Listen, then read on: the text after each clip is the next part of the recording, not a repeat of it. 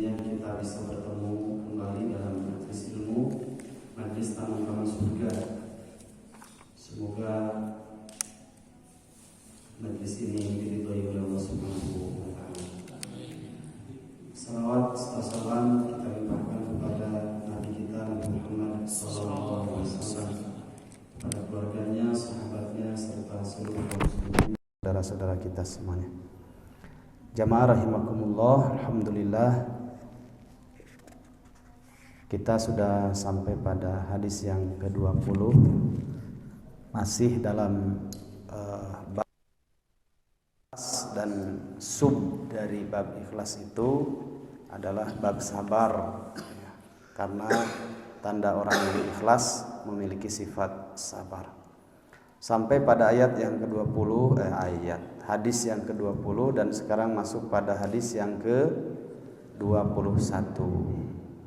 Ahada wa ishrin atau ihda wa ishrin. Silahkan yang punya kitabnya boleh dibuka.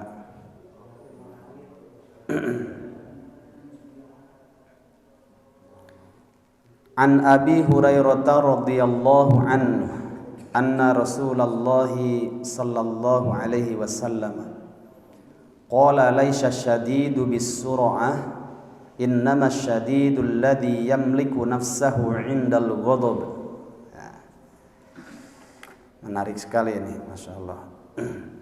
Rasulullah SAW meluruskan persepsi umumnya orang keliru dalam menilai siapa sesungguhnya orang yang kuat, gitu ya. An Abi Hurairah, dari Abu Hurairah. Masih ingat Pak siapa nama asli Abu Hurairah? Abdurrahman As-Sakhar. Radhiya, semoga meridhoi Allah anhu kepada Abu Hurairah. Jadi harus tahu ya, diusahakan minimal sepenggal kisah kebaikannya sekian sahabat yang kita baca gitu.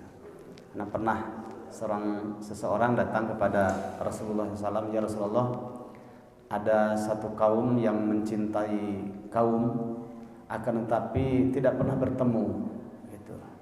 Bagaimana dengan mereka? Kata Nabi, almar'u ma'aman ahabba. Seseorang itu akan dikumpulkan di akhirat dengan orang yang dicintainya, gitu ya, dicintainya. Makanya harus punya alaqah ya. Alaqah itu hubungan khusus dengan orang-orang yang dipilih oleh Allah Subhanahu wa taala ya. Nah, kita cinta kepada sahabat, minimal kita tahu ya perjalanan para sahabat. Kalau mereka sudah radhiyallahu anhum wa radu'an sebagai syarat masuk jannah, mendapatkan ridho Allah, dan mereka ridho kepada Allah sebagaimana dalam surat At-Taubah surat 9 ayat yang ke-100, maka kita harus cinta kepada mereka. Semoga saja kita juga nanti dipertemukan dengan para sahabat ya, insyaallah di dalam jannah. Anna Rasulullah, kata Abu Hurairah radhiyallahu an, anna Rasulullah, sesungguhnya Rasulullah sallallahu alaihi wasallam qala, bersabda. Apa kata Nabi? Laisa syadidu bis-sur'ah. Orang yang kuat itu bukanlah orang yang pandai bertarung. Innamas syadidu, sesungguhnya orang yang kuat itu alladzi, yaitu orang yamliku, yang bisa mengendalikan nafsahu, jiwanya, dirinya, kapan indal ghadabi, ketika peluang marah itu hadir. Muttafaqun alaih. Hadis ini disepakati kesahihannya oleh Imam Bukhari dan Muslim.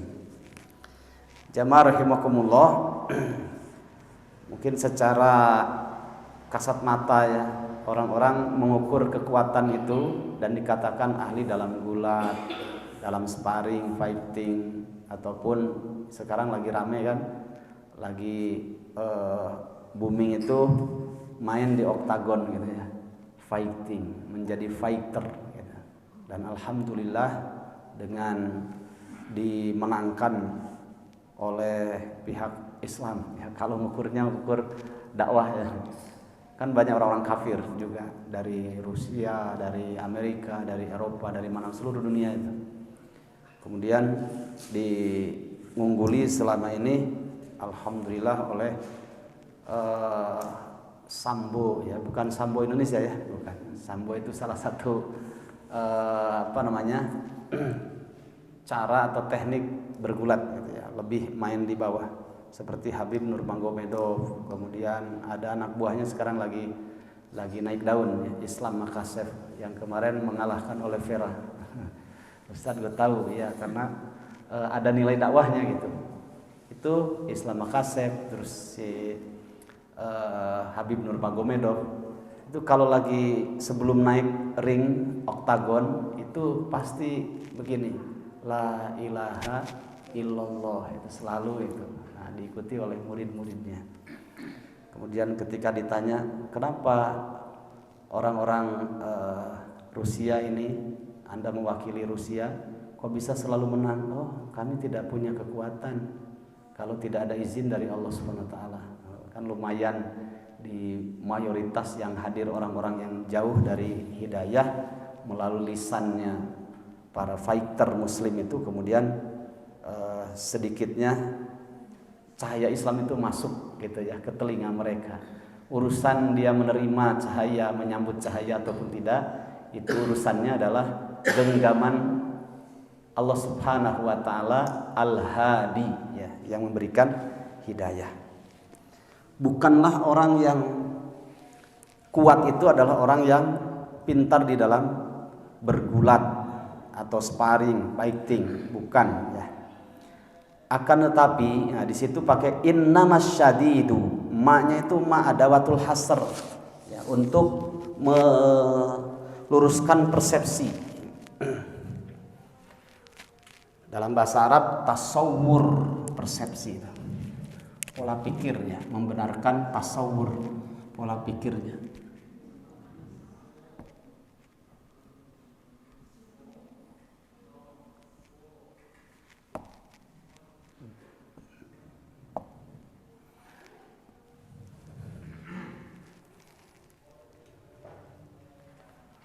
Seperti orang yang kaya bukanlah orang yang banyak harta, tapi orang yang kaya adalah ghinaun nafs ya, yang memiliki kaya jiwa, kaya hati. Nah itu ini juga sama. Di situ innama, ada kata innama kan. Nah maknya ini namanya adatul hasr ya. Adatul hasr itu pembatas. Innamas syadidu harus pakai titik ya, karena kalau tidak ada titiknya itu artinya sesungguhnya kebenaran. Tapi kalau pakai titik, asyadid itu orang yang kuat gitu. Innamas syadidul ladzi yamliku nafsahu. Yamliku nafsahu indal ghadab.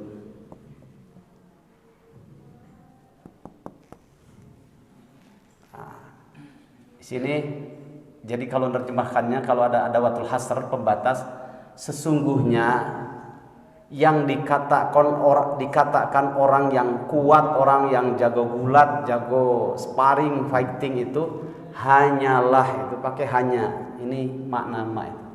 Hanyalah orang yang mampu mengendalikan dirinya indal ghadabi, ketika marah. Padahal marah itu dari mana? Dari syaitan. Kata Nabi, la tagdob sampai berkali-kali dulu. Jangan marah. Ya. Orang yang marah itu majnun, gila. Orang marah itu gila ya. Makanya ada istilah awalul ghadabi jununun wa akhiruhu nadamun ya. Awalul ghadabi, awal dari kemarahan itu adalah kegilaan. Karena ketika orang marah dia tidak mengenal dirinya sehingga tidak terkendali.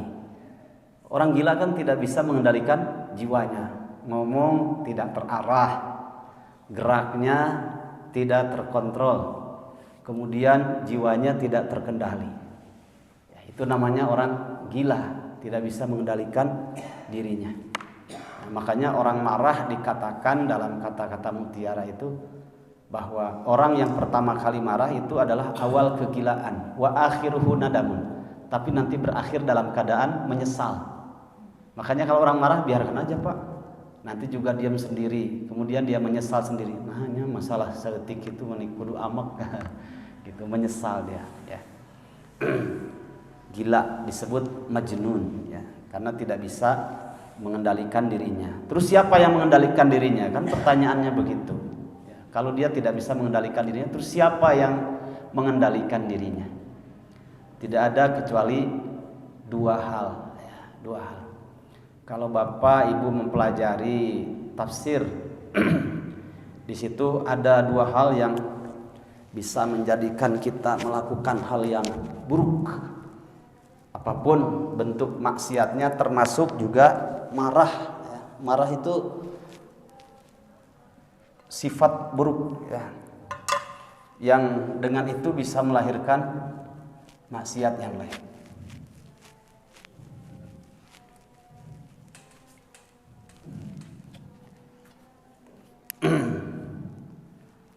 Dalam surat An-Nas dikatakan Qul a'udzu birabbin nas. Setelah itu malikin nas. Kemudian ada kalimat min syarril waswasil khannas.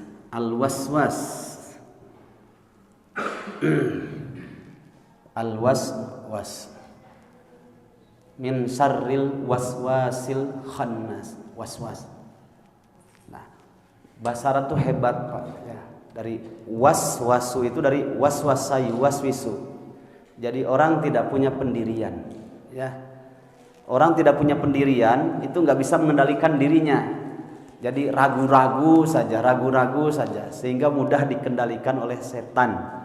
Nah, sesuatu yang membuat ragu sehingga orang tidak pede, tidak yakin dengan pendiriannya, itu namanya waswasah dalam bahasa Arab ya. Waswasah itu orang yang tidak punya pendirian sehingga dia mudah terkena bisikan syaitan.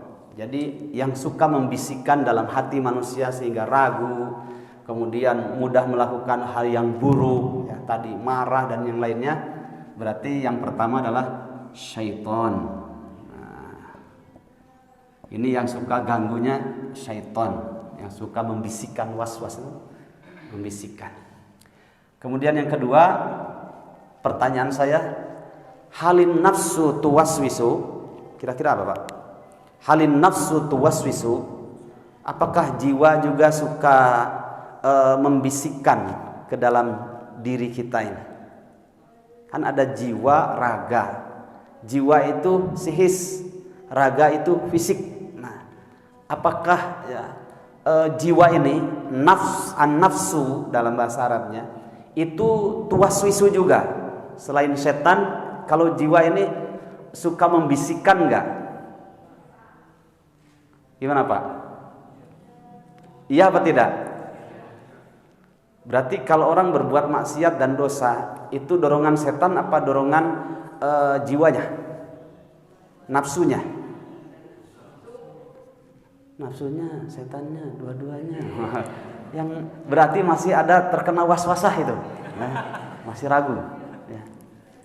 Ada sebuah hadis, ya, kayaknya pernah kita singgung dalam tausiah saja, dan ini dibahas oleh Ibnu Qayyim. Asyaiton sudah jelas tadi. Ada juga kalau dalam maksurat yang panjang itu ada di antara penggalannya Allahumma alimal ghaibi wasyahada fatiras samawati wal ardh rabb kulli syai'in wa malikah asyhadu an la ilaha illa anta rabbi a'udzu bika min syarri nafsi ya. Ada kalimat berarti an-nafs juga sama ya, suka yuwaswisu tuwaswisu, an-nafs juga sama ya. Rabbi a'udzu bika min syarri nafsi. Nah ini kan Rabbi pakai ya juga boleh. A'udzu bika, wahai Rabbku, sesungguhnya aku berlindung diri kepada Engkau, min syarri nafsi, dari buruknya jiwaku, karena jiwa ini suka tuwaswisu, ya, suka menggoda juga, mengganggu. Rabbi a'udzu bika min syarri nafsi, setelah itu wa min syarri syaitani, kan gitu, min syarri syaitani. Syaitani wasyirkihi, kan ya. Nah, wa min syarri asyaitani wasyirkih. Nah, dan juga aku berlindung kepada Engkau ya Allah dari buruknya gangguan setan, buruknya setan, wasyirkihi, dan syirkihi ini yang menyertai setan itu sendiri, ya, syirkihi. Jadi ternyata yang bisa membuat kita was-wasah, ragu, tidak yakin, mudah terpancing sampai marah dan yang lainnya, dan penyakit-penyakit hati yang lainnya adalah syaiton alladzi yuwaswisu fi sudurin nas minal jinnati wan nas. Yang kedua adalah ini an-nafs. Bahkan dalam doa ini disebutkan dua-duanya. Kalau dalam ayat tadi pertama, ya, wa min syarri syaitani wasyirkihi, ini alladzi tuwaswisu fi sudurin nas. Sedangkan ini Rabbi a'udzu bika min syarri nafsi, berarti jiwa juga suka mengganggu, ya, suka mengganggu, mengajak, ya, ada kecenderungan. Makanya 1000 manusia itu 1000 karakter. Ada karakter baiknya, ada juga setiap orang, 1000 orang juga memiliki karakter yang buruknya. Wa nafsi wa ma sawwaha fa alhamaha fujuraha wa taqwaha. Selalu itu, ya. Meskipun para psikolog muslim itu membahas dengan pendekatan ayat, hadis, secara umum wanita, secara umumnya, ya, itu contoh dalam lisannya itu buruk, lisannya mayoritas, dan mudah sekali jatuh dalam itu. Laki-laki di kedua matanya, ya. Tapi bersamaan dengan itu ada juga beberapa karakter yang buruk yang memang bawaan dari jiwanya. Sehingga ketika seseorang datang Ramadan, Nabi mengatakan idza jaa ramadhanu futihat abwabul jannah wa ughliqat abwabun nar wa sufidatis syayatin, ya. Bahwa ketika datang Ramadan, sehingga pintu-pintu surga itu terbuka luas, peluang untuk beramal saleh itu jauh lebih banyak, lebih besar kesempatannya dibandingkan di luar Ramadan. Wa ughliqatil abwabun nar, dan ketika Ramadan datang, pintu-pintu neraka itu tertutup, terkunci. Ya, orang tidak mudah gitu. Artinya peluang-peluang untuk berbuat dosa itu sulit, ya. Kemudian ada yang kaitan dengan ini kalimat terakhirnya. Wasufidatis syayatin, dan setan-setan itu dibelenggu, diikat. Nah, pertanyaannya, kalau di luar Ramadan bolehlah dua hal ini terjadi pada diri seseorang. Benar tadi yang mengatakan kata ibu, kalau orang melakukan dosa dan maksiat, itu siapa yang tuwaswisunya, itu siapa yang membuat waswasah, mengganggu, membisikkan sehingga terjadi perbuatan maksiat yang dilakukan oleh manusia atau hamba Allah Subhanahu wa taala. Bisa dua-duanya kalau di luar Ramadan. Dorongan dirinya juga dorongan setan. Nah, tapi kalau Ramadan itu setan dibelenggu, Pak, ya. Makanya ada beberapa penafsiran dari kalangan para ulama hadis bahwa datang Ramadan dibelenggu, ya, itu multitafsir dan satu dengan yang lainnya saling melengkapi. Ada yang mengatakan kalau dibelenggu itu tangannya dibelenggu dan kakinya, tapi mulutnya tidak, sehingga masih ada orang melakukan dosa dan maksiat ketika di bulan suci Ramadan. Berarti dorongan dirinya juga dorongan dari setannya tuh, ya. Tapi kekuatannya melemah karena kaki dan tangannya dibelenggu, tapi mulutnya tidak. Ada juga sebagian ulama hadis mengatakan memang dibelenggu, tangan dan kakinya dibelenggu, mulutnya juga dikunci dibelenggu. Tapi kenapa kok masih ada orang berbuat maksiat ketika Ramadan? Kan pertanyaannya begitu ya. Oh, ternyata ini murni karena dorongan hawa nafsunya. Begitu ya, dorongan hawa nafsunya. Nah, termasuk marah. Makanya ada beberapa tips ya. Karena orang marah berarti nggak punya sifat sabar itu orang ya. Padahal kita dituntut untuk sabar. Ketika marah, maka jika posisinya berdiri, segeralah duduk. Dengan duduk itu, darah yang mengalir ke otak itu berkurang dengan duduk itu. Sehingga dia bisa meminimalisir kesempatan untuk bisa meluapkan marahnya. Ya. Kalau ketika duduk masih juga hampir terpancing, segeralah dia berwudu. Ya, karena air wudu itu bisa menghilangkan api kemarahan. Dingin kan dengan air wudu itu. Kalau masih juga setelah berwudu masih hampir terpancing, segeralah dia sholat 2 rakaat. Begitu. Kalau setelah sholat 2 rakaat masih juga marah, banyak istighfar sajalah gitu ya. Berarti itu karakter ya. Nah, itu diantara tips ya. Karena orang marah itu berarti dia tidak punya sifat sabar. Coba kita lihat dalam surat Ali Imran. Dan laki-laki itu semuanya punya sifat marah, semua. Cuma ada yang Allah Subhanahu wa taala berikan kekuatan bisa mengendalikan marahnya.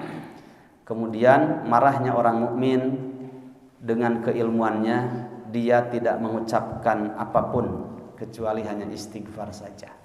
Khawatir celah setan mengganggu, kemudian akhirnya dia berbuat dosa. Marahnya orang yang dewasa kan diam ya. Dan itu pun marahnya ketika dia memiliki ghirah. Apa itu ghirah? Cemburu ketika ada maharimillah dilanggarnya. Sesuatu yang diharamkan oleh Allah Subhanahu wa taala dilanggar, kita wajib marah. Sehingga marahnya itu tepat pada sasaran. Tapi tadi marahnya terkendali ya. Rasul kalau marah terlihat dari apanya? Bukan dari lisannya kan. Orang kalau marah kemudian dia luapkan dengan lisannya, dia menunjukkan akalnya pendek. Tapi kalau dia tuh marah dalam hal yang maharimillah tadi, hal-hal yang diharamkan oleh Allah dilanggar, kita wajib marah ya. Tapi marahnya terlihat dari wajahnya. Kalau ada sesuatu yang tidak suka. Man ra'a minkum munkaran falyughayyirhu biyadihi, fa illam yastati' fa bilisani. Ya. Man ra'a minkum munkaran tak terleraikan, disampaikanlah. Kemudian Nabi mengatakan, suruhlah dia ta'awwad billah. Suruh cepat-cepat berlindung diri dari setan ya. Berlindung diri kepada Allah Subhanahu wa taala minasyaitonir rajim, dari gangguan setan yang terkutuk ya. Karena kalau marah itu dia sudah gangguan dorongan dari was-was dirinya, juga dari dorongan setan. Jadi kalau marah segeralah katakan a'udzubillahi minasyaitonir rajim atau a'udzu bikalimatillahi tammati min syarri ma khalaq gitu ya. Ada kalimat ta'awud gitu. Karena dengan ta'awud itu peluang untuk masuknya setan kepada diri kita itu bisa ditepis gitu. Biasanya kalau mengendalikan hawa nafsu Pak jauh lebih mudah lah gitu. Tapi ini kalau gangguannya setan lebih kuat, itu yang paling susah. Apalagi setannya bawa uang lembaran 100 ribuan, itu paling susah. Nah, berarti setan dari kalangan apa? Manusia. Nah, itu bisa dibeli oleh mereka. Makanya jangankan sekali bertukang jualan di pasar Pak, kalau sudah setannya bawa uang ya, sekali berulama saja dia bisa diganggu kok ya, bisa diganggu. Makanya yang dia ucapkan apa? Makhluk Allah yang paling bertauhid adalah iblis. Nah, karena sudah tahu ini ya, dibayar. Kemudian saya ajukan pokoknya ibadah haji itu jangan setahun saja, biar income negara itu jauh lebih besar, per bulan saja ibadah hajinya. Nanti saya ajukan Alhamdulillah katanya. Jumatan hari Jumat itu banyak yang hadir, apalagi pas hari libur. Udah Jumatannya pas hari Ahad saja, biar jauh lebih banyak lagi orang yang bersedekah di masjid. Ya, saya bilang bukan Jumatan kalau Ahadan, bukan Jumatan. Itu bahasa, nggak ada bahasa lagi yang paling tepat, setan kopla itu ya. Wa'an Mu'ad, ya, segera bertawud ya, berlindung diri kepada Allah Subhanahu wa taala. Wa'an Mu'ad bin Anasin, hadis selanjutnya dari Mu'ad bin Anas radhiyallahu anhu, semoga Allah meridhoinya. Annan Nabiyya sallallahu alaihi wasallam qala, dari Nabi, sesungguhnya Nabi sallallahu alaihi wasallam bersabda. Apa kata Nabi? Man kadhama ghaidhan, ya, maknanya sama, kalimatnya sama dengan ayat 134 al-ghaidh. Nah, kadhomanya dari kadhimin. Kalau kadhimin itu orangnya, kalau kadhoma ini fiil atau kata kerjanya. Man, siapa saja, kadhoma orang yang mampu menahan ghaidha, peluang untuk marahnya, ya. Wa huwa qadirun ala ayyunfidahu. Kemudian ketika dia mampu menahan amarahnya, padahal dia bisa gitu ya, bisa untuk meluapkan marahnya tadi itu bisa ya. Da'ahullahu subhanahu wa ta'ala, Allah subhanahu wa ta'ala akan memanggil dia ala ru'usil khalaiki yaumal qiyamah. Allah akan memanggil orang itu ya, di hadapan para makhluk-makhluk yang spesial pada hari kiamat. Hatta yukhayyirahu, ya, dalam keterangannya ru'usul khalaik ini para nabi ya, para siddiqin, para syuhada, orang-orang pilihan ya. Itu dipanggil di tengah-tengah mereka nanti pada hari kiamat. Orang yang bisa mengendalikan marahnya, padahal kalau diluapkan juga dia bisa gitu ya.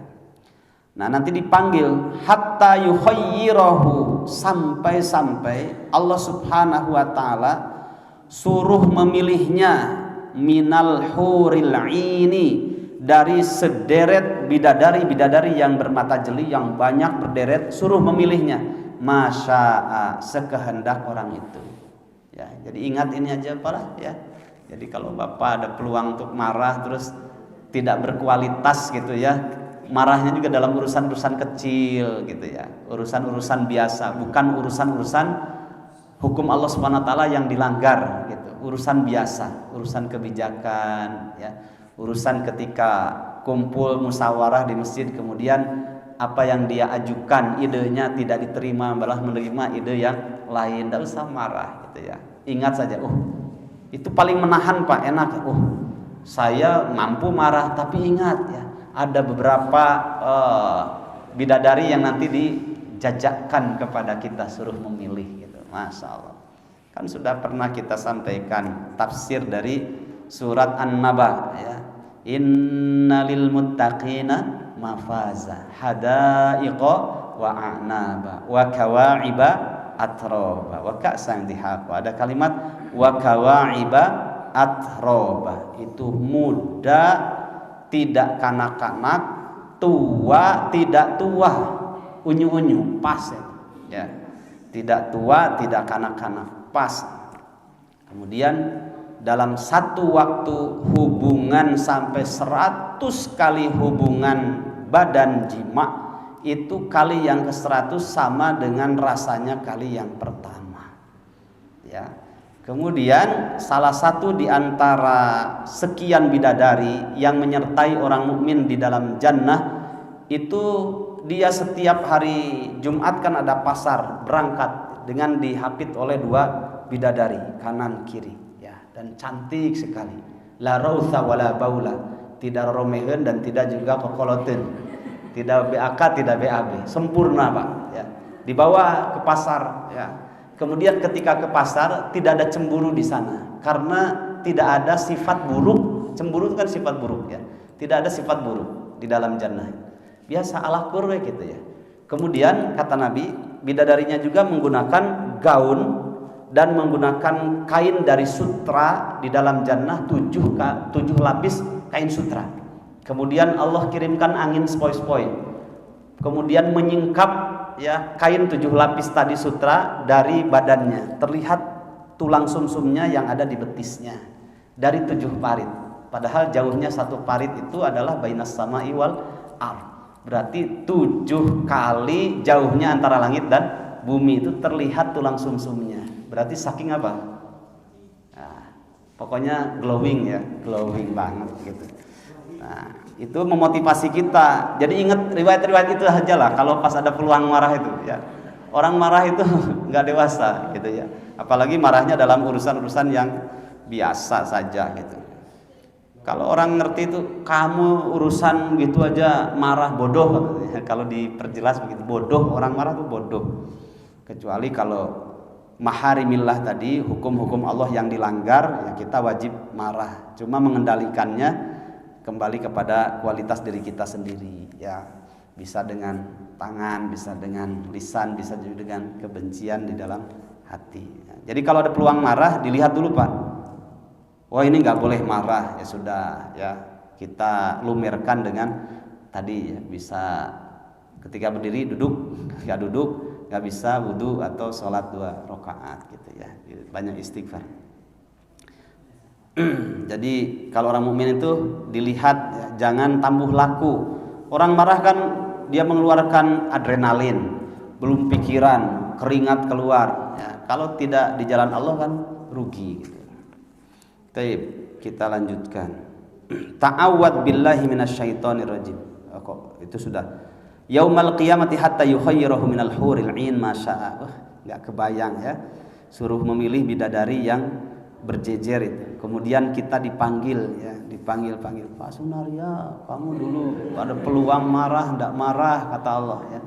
Berjalanlah kamu di hadapan para nabi, para rasul. Oh, indah sekali ya. Masya Allah. Pak Yayat dulu mau marah nggak jadi. Coba kamu jalan di depan para nabi. Tuh Pak Yayat ada berapa ratusan bidadari, kamu pilih mana ya di antara mereka. Ya. Kemudian ternyata dia memilih ratunya bidadari yang pernah jadi istrinya ketika di dunia. Ya Masya Allah kan. Pak Wandi ini pernah beberapa kesempatan mau marah. Ya kata Allah, kamu Wandi bisa menjaga marah kamu katanya, tidak bisa marah. Oh ya alhamdulillah ya Allah nuhun juga bapaknya. Ya berjalanlah di depan para nabi, orang-orang pilihan spesial tadi ya, sampai lewat tuh katanya ratusan bidadari, udah pilih, bingung yang mana ya karena ada satu dengan yang lainnya cantik semuanya. Masya'a kalimatnya, suruh memilih sesuai dengan kehendaknya, mau yang mana saja silahkan ya. Dan Kang Wandi nggak mungkin begini. Ya di dunia kene sir nyarekan pamajikan, tidak ada istilah begitu ya. Di akhirat itu pasti tidak ada cemburu ya. Ma'ainun ra'at wala udhunun sami'at wala khatara biqalbi basar. Pokoknya tidak bisa disamakan dengan di dunia, diterawang dengan mata, dirasa-rasakan dengan hati, gak bisa. Beda ya. Dan Bu, Masya Allah dalam keterangannya, istri ya yang pernah menjadi istrinya ketika di dunia, wahai para suami, halo ya, yang pernah punya istri di dunia kemudian dijaga dan menjaga kesuciannya, kemudian meninggal ya. Nanti di akhirat itu istri antum semuanya itu menjadi ratunya bidadari ya. Itu paling cantik ya. Bidadari di surga tuh cantik-cantik. Nah, tapi nanti yang pernah jadi istrinya tuh jauh lebih cantik, berapa kali lipat. Dalam keterangan itu sittina dhi'fan min hurin 'ain ya. Kalau tadi yang saya jelaskan bidadari hurin 'ain di dalam jannah itu kan ratunya bidadari. Nah, nanti yang pernah jadi istrinya di dunia kemudian menjaga kesalehannya di akhirat itu 60 kali cantiknya, lebih cantik daripada hurin 'ain ya, bidadari di dalam jannah. Mata sekarang itu nggak usah pusing dengan roromehen, kemudian apa namanya kokoloten ya, nggak usah ya, tenang saja, jaga keimanan kesucian, kemudian nanti berharap di akhirat menjadi cantiknya 60 kali lipat dibandingkan bidadari di dalam jannah ya. Padahal kata Nabi setetes air liurnya ya, bidadari di dalam jannah. Bahasa kerennya ngelaynya itu ya, jatuh satu tetes saja ke dunia. Kata Nabi itu sungguh tidak pernah akan terjadi malam. Saking apa? Beningnya ya. Tapi itu bidadari nanti dalam jannah ya. Kalau di dunia ya, istri kita bidadari juga, mau bertetes-tetes malam tetap terjadi ya.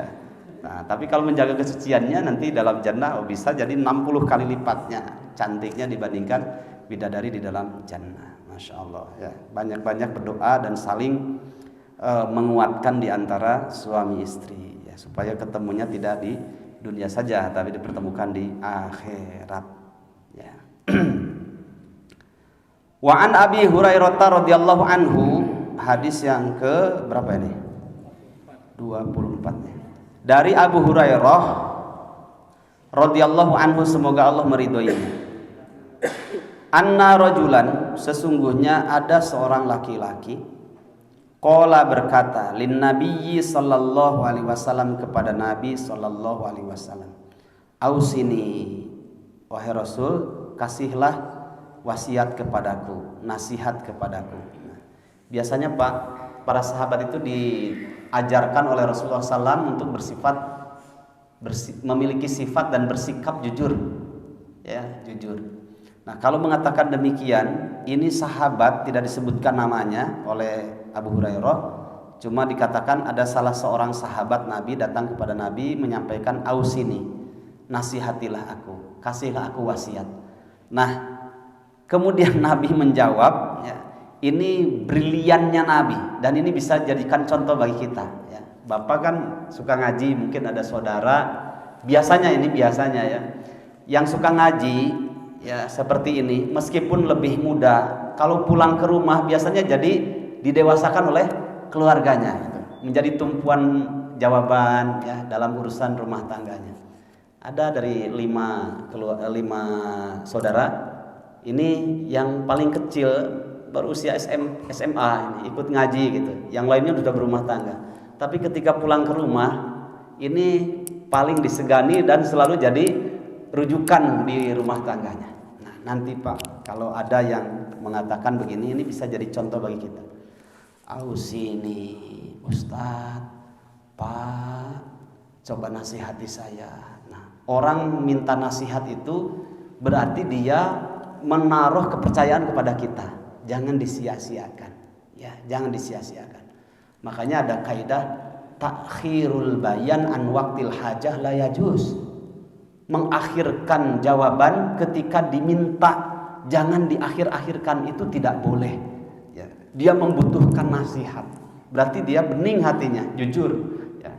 Nah, tapi ketika kita mendengar nasihatilah saya, oh berarti saya, posisi kita yang diminta ini berarti saya dipercaya oleh dia, kemudian saya ini posisinya sangat diperlukan oleh dia, berarti kita diposisikan terhormat oleh dia.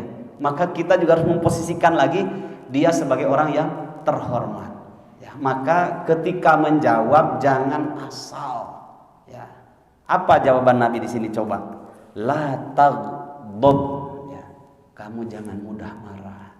Nabi ini enggak sembarang jawab. Kenapa? Yang bertanyanya Nabi tahu karakter orang itu mudah terpancing marah ya.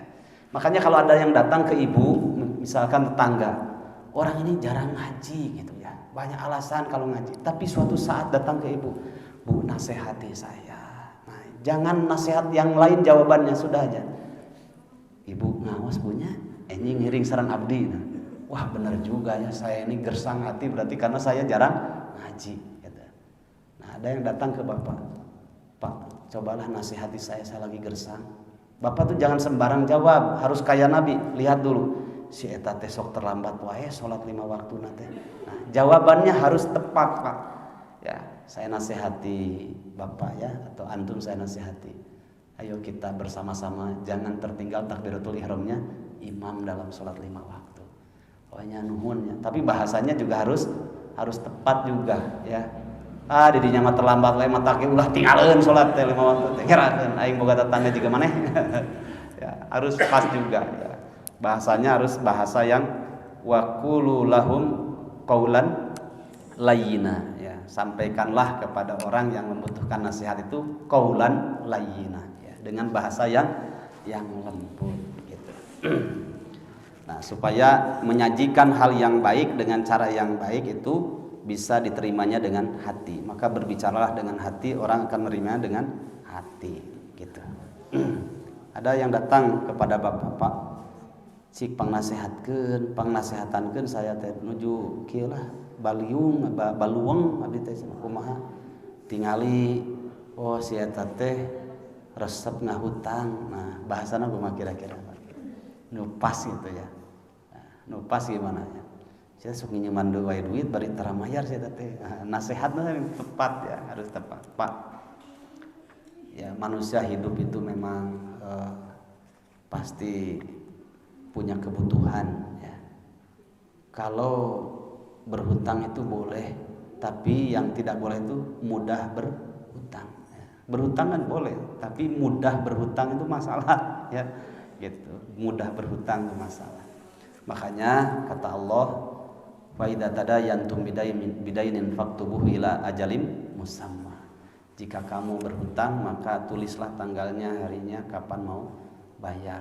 Ya, saya doakan Bapak semoga tidak mudah berhutang tapi boleh berhutang. Maknanya dalam hal-hal yang penting mendesak itu boleh berhutang. Seperti para sahabat, istrinya hamil, kemudian pas melahirkan, demi mengejar sunnah yang sempurna 7 hari dari kelahiran anaknya harus ada akikoh, dikasih nama, laki-laki 2 ekor kambing, perempuan 1 ekor kambing.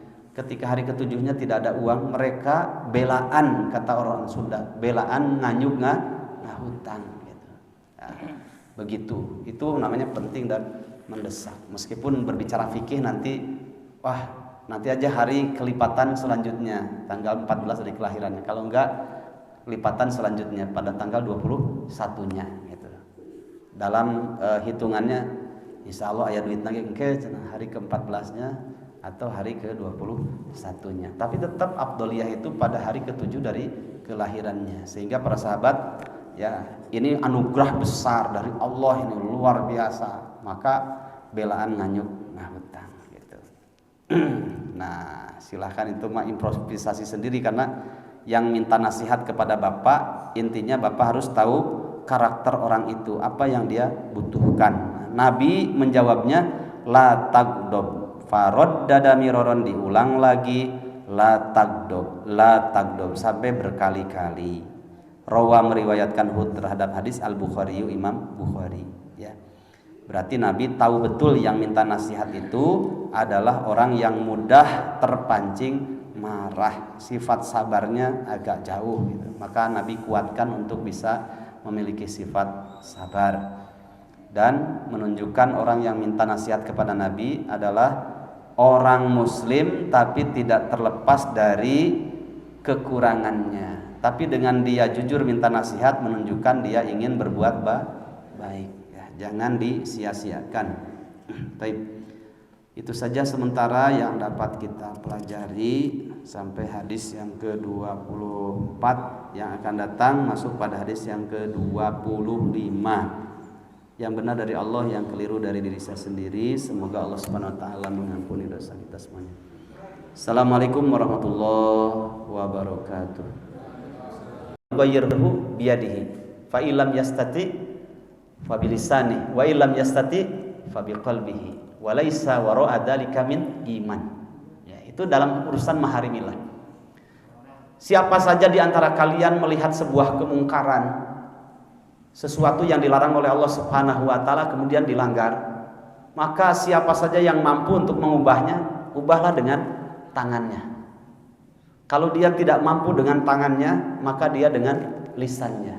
Ya, mungkin kalau seorang muslim yang dia ingin nahi mungkar, kalau dia memiliki kekuatan dengan tangannya, mungkin dia mantan jagger ya, atau biasa di jalanan kemudian dapat hidayah. Nah, caranya dengan itu, karena dia tidak mampu dengan lisan, dengan tangannya. Silakan.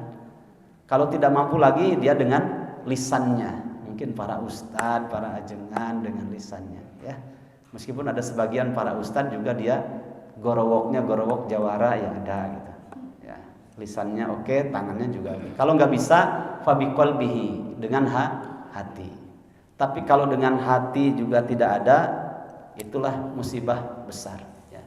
Saya nggak mampu Ustaz dengan tangan, ya sudah, ya dengan lisan. Tapi saya lisan juga saya pelo, nggak bisa, saya nggak bisa bicara.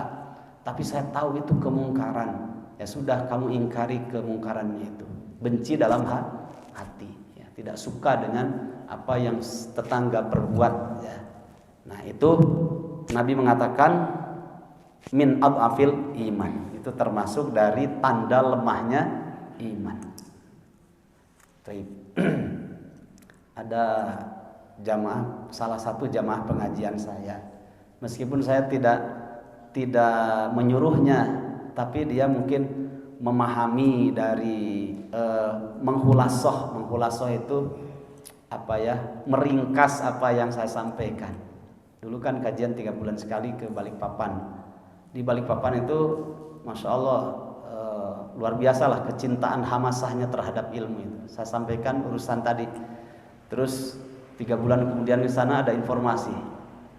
Jadi dia memahami urusan akidah itu betul-betul dibela betul gitu ya. Di masjid pada merokok, kemudian mengadakan acara-acara yang itu sebagian besar para ulama akidah mengatakan itu bagian dari bentuk kebid'ahan bahkan kemusyrikan. Gak ada yang berani Pak. Ya, kebanyakan hanya dengan lisan, kalau enggak dengan hati gitu. Nah, mulok masjid itu mulok gitu, kayak di bioskop aja. Melakukan bid'ah bahkan sampai pada tingkatan kemusyrikan karena ada aksesoris kemusyrikannya di situ. Nah, si ibu ini luar biasa dia. Dengan lisan juga sudah diingatkan, gak ada perubahan juga, akhirnya ditambah dengan keberaniannya. Ya. Itu suaminya hanya melohok saja di dalam mobil gitu. Dia bawa air kotor kemudian ditaburkan di masjid. Ini bid'ah syirik, bubar semuanya. Ratusan orang bubar, gak ada yang berani itu. Ya, kalau saya ingat dulu waktu belajar kungfu butong ya, itu kalau kamu sparring katanya, keberanian kamu 90%, maka musuh itu yakinlah dia keberaniannya cuma 10% katanya.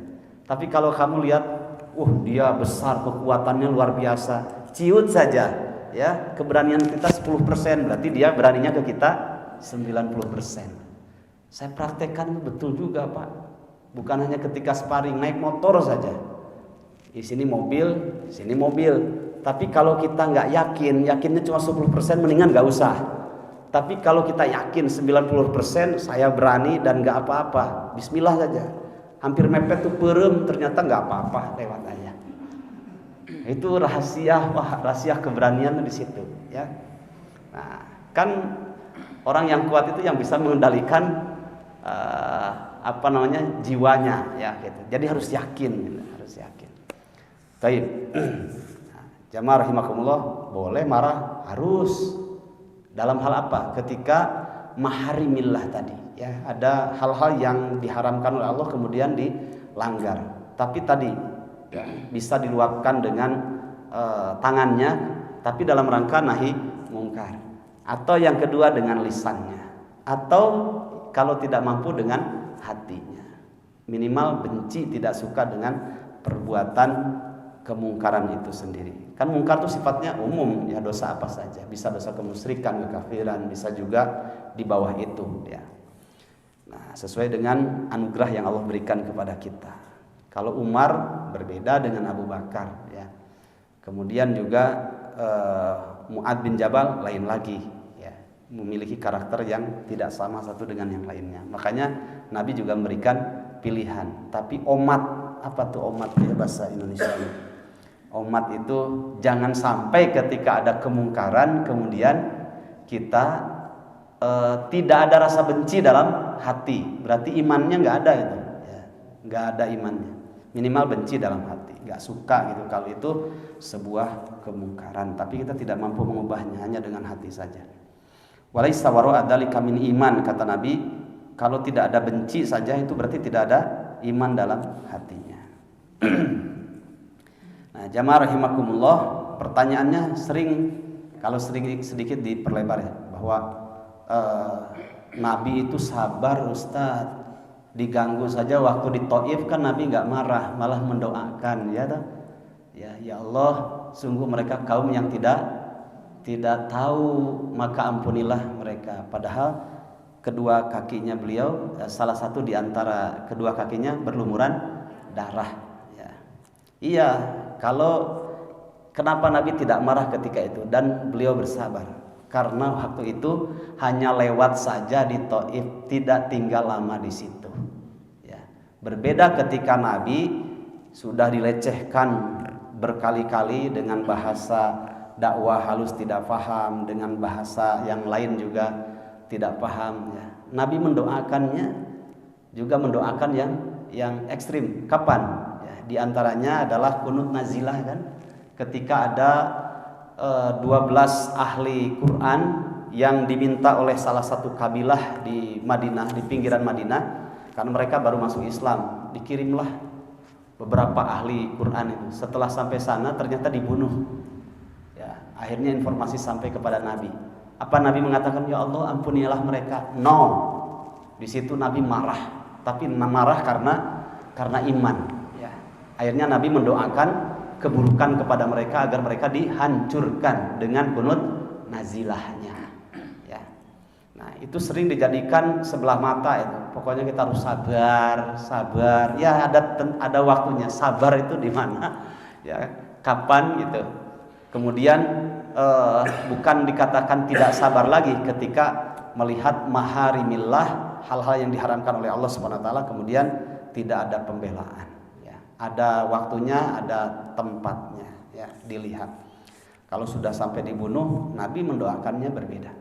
Ya, jamaah rahimakumullah, makanya ketika Nabi marah itu bukan berarti Nabi tidak punya sifat kasih sayang. Coba dilihat ya. Di dalam surat Al-Anbiya ayat 107 itu dikatakan kalimatnya wana arsalnaka illa rahmatan lil alamin. Rahmat. Ayat ini dipertegas lagi gimana sih sifat rahmat Allah Subhanahu wa taala yang terjadi dalam kehidupan Nabi. Itu diperjelas lagi pada surat At-Taubah ayat yang ke-128 dalam surat At-Taubah.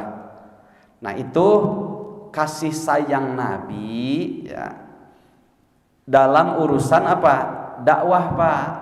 Ya, baik kepada orang-orang kafir dalam posisi tertentu tadi seperti ke Taif ya, ke Taif karena kondisinya cuma lewat saja dan itu terjadinya sekali ya, maka Nabi berdoa memperlihatkan kasih sayangnya kepada mereka karena mereka tidak tahu gitu ya, berbeda dengan bertahun-tahun sudah diingatkan, bahkan yang beberapa kabilah itu pura-pura mereka masuk Islam ya, kemudian dikirim ahli Quran supaya mengajarkan Al-Quran kepada mereka, ternyata dibunuh. Nah, itu berbeda lagi ya. Dilihat pada ayat 128. Kalau ini Nabi itu seorang yang rahim ya. Tapi dilihat bahwa laqad ja'akum rasulun min anfusikum azizun 'alaihi ma anittum. Ya. Rahimnya Nabi itu azizun 'alaihi ma anittum, 1. 2 harisun 'alaikum. 3 bil mu'minina raufur rahim. Nah, rahim itu untuk hal-hal yang bersifat dakwah ya, amar ma'ruf, hal yang baik. Tapi kalau urusan nahi mungkar, Pak, ya itu rauf. Rauf juga kasih sayang, tapi kasih sayangnya itu ketika hal-hal yang bersifat kemungkaran dibiarkan, kemudian tampillah di situ, bisa dengan tangan, bisa dengan lisan, bisa juga dengan hati, ya, benci dengan hati. Itu bukan berarti tidak kasih sayang. Itulah cara kasih sayangnya. Bahasa Al-Qur'annya rauf, ya, rauf. Dilihat istilah itu pada surat 24. Jadi masa ditampar pipi kiri kasih pipi kanan. Nah, ada masanya Pak, dan itu bukan berarti tidak kasih sayang. Justru dengan diingatkannya nahi mungkar itu bukti kasih sayangnya Rasul kepada mereka. Nah, bukti kasih sayang itu tidak selalu yang manis, ya. Yang pahit juga bukti kasih sayang. Cuma bedanya kalau yang manis bahasanya rohim, ya. Tapi kalau yang bukti kasih sayang yang pahit-pahit itu rauf. Nah, dilihat pada ayat yang kedua surat An-Nur. Dilihat kasus tentang zina. Jika ada az-zaniyatu, perempuan yang berzina, waz-zani, dan laki-laki berzina.